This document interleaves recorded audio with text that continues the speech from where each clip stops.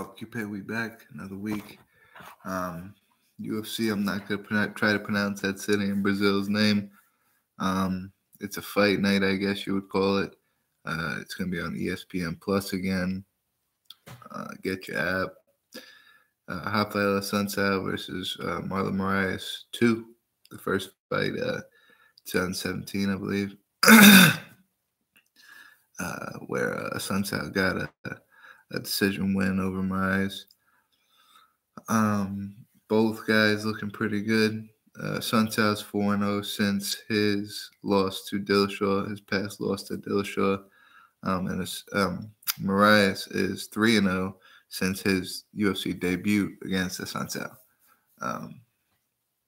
So they're both taking a step up in their careers.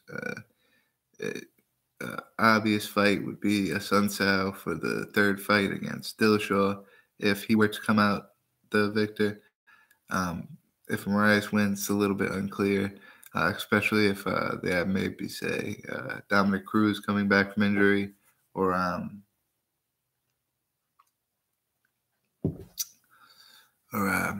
maybe another 125, 135 fight or some bullshit. But more likely if a younger, newer guy were to win that fight. I think shit, man. I think Assuncao going to win by a decision, I think. You know what? Flip it. I got Marlon Moraes knockout, first round. I don't know, man. The kid's crazy. I bet against him too many times. I'm not doing it again. Watch, this is the time I'm wrong the other way. But I'm going Moraes. First round knockout. I'm going with my heart. Co-main event would be Jose Aldo, Renato Moicano. Everybody knows Jose Aldo's, his track record. One of the greatest featherweights of all time. Held the belt for X amount of time. Of course, had that big loss, 6-second loss to McGregor. Came back, fought for the belt, lost 2 fights to Max Holloway. For Max Holloway to get the belt, and then he lost to try to get the belt back. He lost that fight. Then he beats Jeremy Stevens, TKO, because he hits him with some sick body punch. And then now he's got this ahead of him. A young guy, Renato Moicano, has not lost in the UFC besides when he fought Brian Ortega. Ortega beat him by decision. 5-1 in the UFC. He's on a streak. He's got shit, man, with these fucking last names. Khabib's friend. He beat a couple of couple of well-known guys. One of them being Khabib Nurmagomedov's training partners that just got in trouble with him. The Zabira Turkagov. He also beat Jeremy Stevens, Calvin Kattar, Cub Swanson, and like we said, the only loss to Brian Ortega. So another younger guy. It's really going to come down to, I think, those couple of picks. Moicano in his professional career, 0 finishes by knockout, only submission. I think he's like 7 finishes to 3 decisions, or 7 finishes to 4 decisions, or some shit like that. Pretty even, but no knockout wins. Kind of impressive to see. He's really good on the ground. He's really good standing up, though, man. I see him stand up with Ortega in that fight. Max Holloway, Cub Swanson, just recently.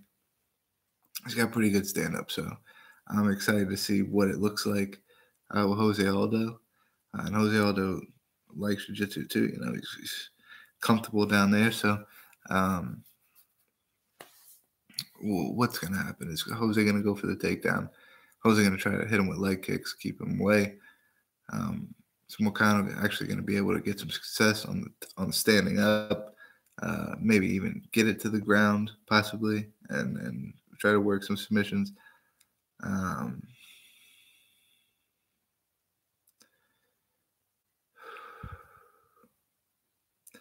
I like Moicano. I really do. I think he drew one of the toughest fights with Jose Aldo, and I really am going to be rooting for myself to lose this pick because I want Renato Moicano to win this fight, but I'm going to pick Jose Aldo by decision. It's only going to be a 3-round fight, and I think if he leg kicks him enough and lands enough leg kicks in the first couple rounds, 1.5, 2 rounds, that last 1.5, 1 round, whatever, is going to be hell for Moicano. Is going to be mostly defense at that point.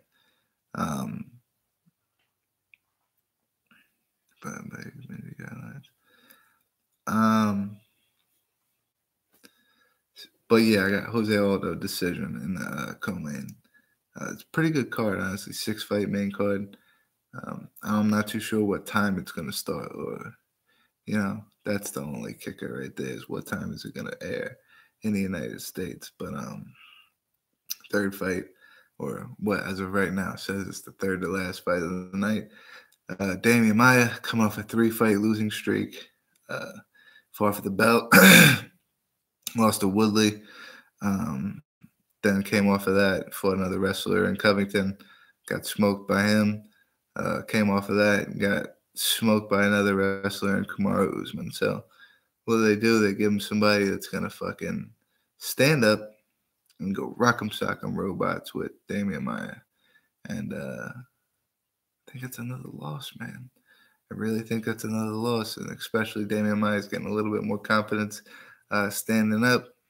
I think Layman Good is going to completely take his head off. He has 10 knockouts in he's 2-1 in the UFC. He's got 10 knockouts. 4 of his career losses are via decision.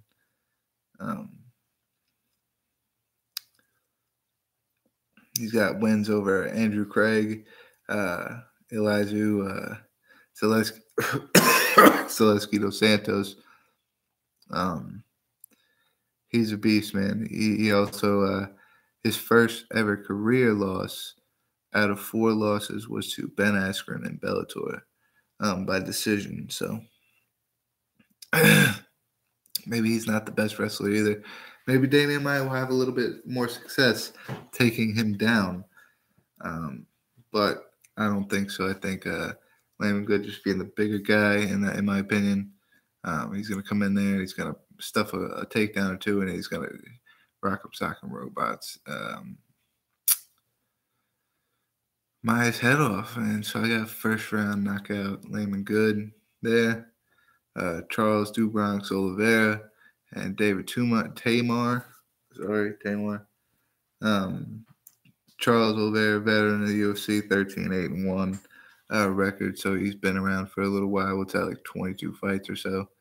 Got notable wins: Darren Elkins early in his career, Efrain Escudero way early in his career, Jeremy Stevens, Miles Jerry, Will Brooks, Clay Guida, Jim Miller. 17 out of his 25 career wins come via decision, so he's very skilled on the ground. I think that's where he gets most of his work done with this guy, is on the ground, because Tamar is more of a, I should just say it, just like a newer fighter, man. He's 8-1 in his entire career. He's 5-0 in the UFC, so he's been in the UFC for more fights than he's been out before his UFC career started in MMA. If that makes any sense. He's got 9 fucking fights. 4 of them were before the UFC, and 5 of them were in the UFC. That's what I'm trying to say. But very new, very new. Notable wins in the UFC: Lando Venata, Takar Close, Nick Lenz. So he's got a couple of valuable names there for him. But I think Oliveira's got too much of a well-rounded game to lose to Tamar. And as much as I've rooted for Tamar in the past, and I've seen him knock people out, and I've seen him go in there and win. I didn't think he was going to win because he was so new. I'm still going to go Charles Oliveira. And I hope I'm not 0-3 with these, 0-4 with these picks right now. Damian Maia pulls out a win. I'm hoping not 0-4. But I'm going to go Charles Oliveira submission. Gas tank. Third round. Submission, third round. Charles Oliveira. What's this guy? Justin Levitt versus Johnny Walker. Johnny Walker, the Dana White Tuesday Night Contender Series alumni. I believe he's 7-0 in his career. 5 out of his 7 fights are first round finishes. Only 2 going to the second round. So he gets it done pretty quickly in most of his fights. Led it 3-1 in the UFC, losing his last fight to Alexander Radak.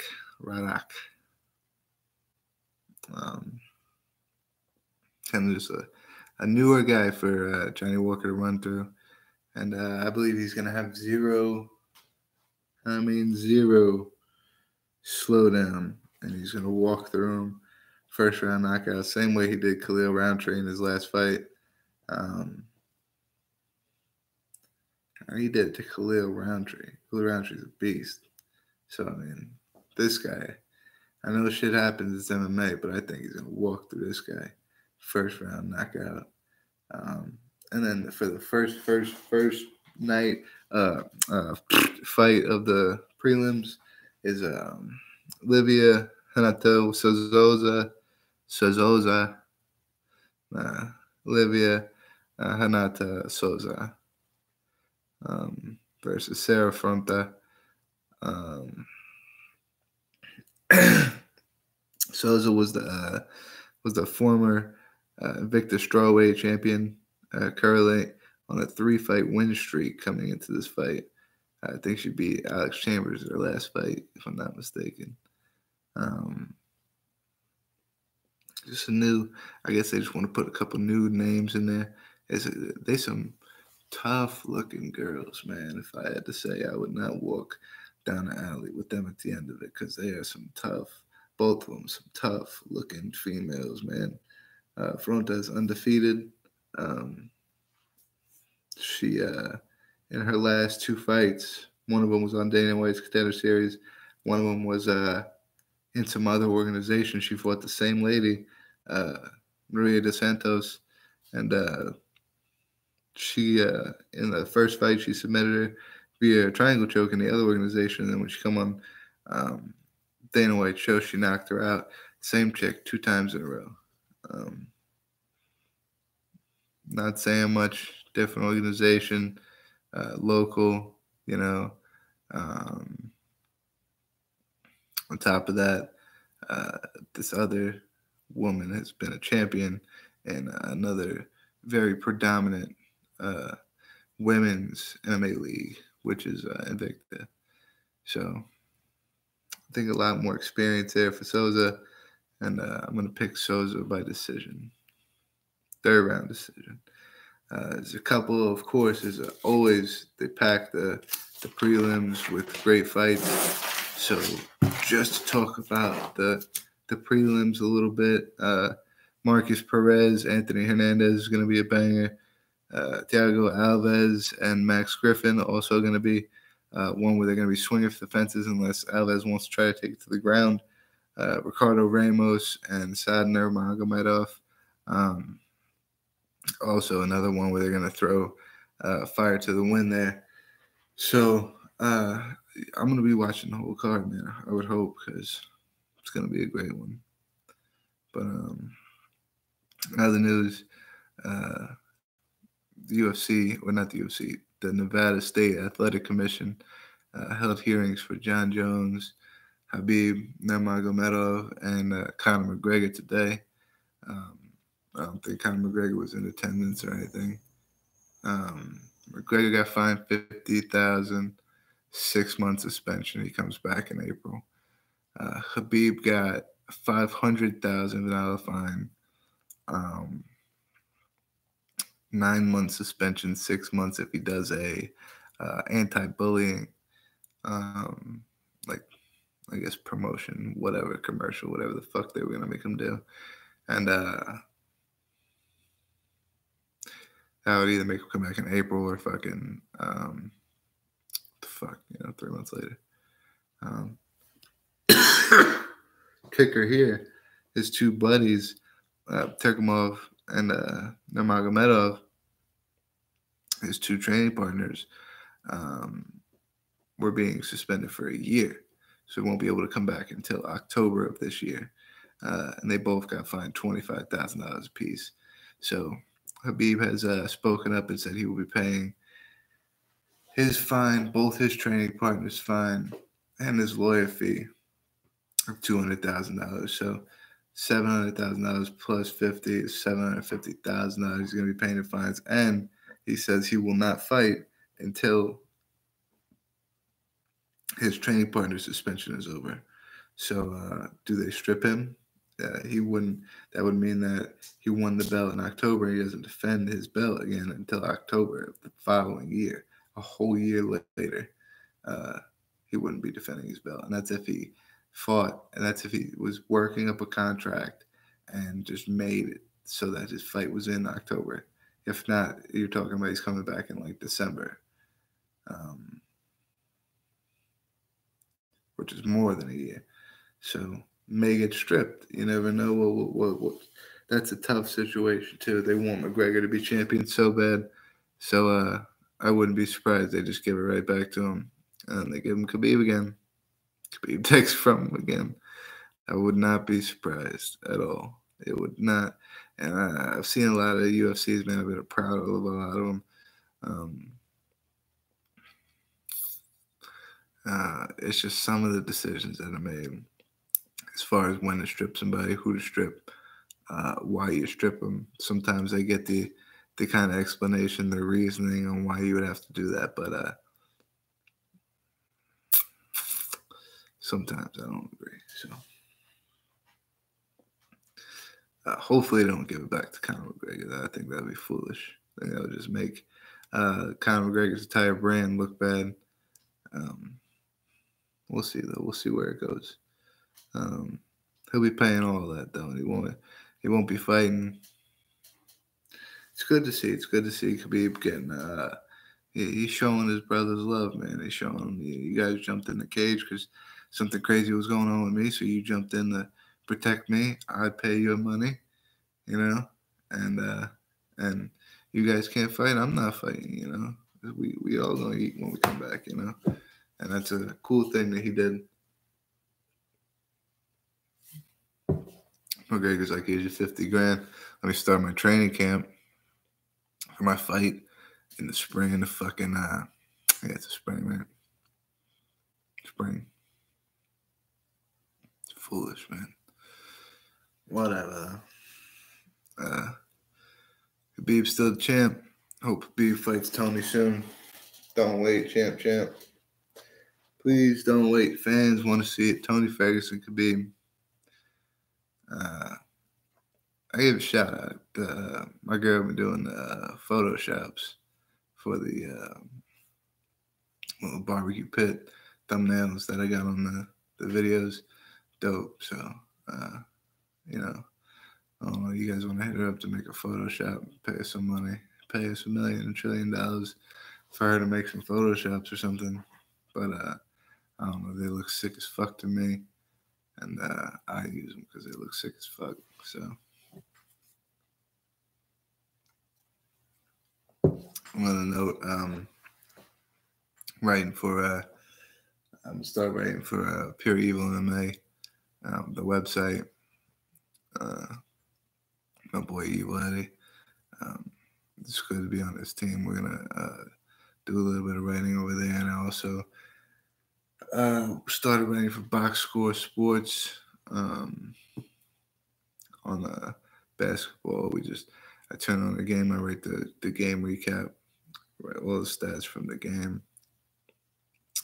pretty much a summary of what went down, why either team won, and write it up. And that's what it is. It goes out the next day, the next morning.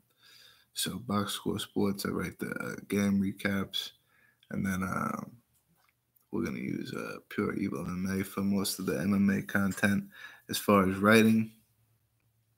And of course, if you want to win, if you've made it 20 minutes and 20 something seconds into this video and you want to win a t-shirt or a sweatshirt or a hat or something with some sick ass logo on it that I've already shown mad times, you can look up on my Twitter and all that shit, then hit me up and hit the subscribe button and then check out our videos, get involved, make your picks. Lots of chances to win shit, man. But if not, whatever. I wear my own shit. But we'll be back next Tuesday for sure. We ain't did a fight companion in a minute, so we'll see what's up. But we'll be back on Tuesday for sure, no doubt. All right, guys.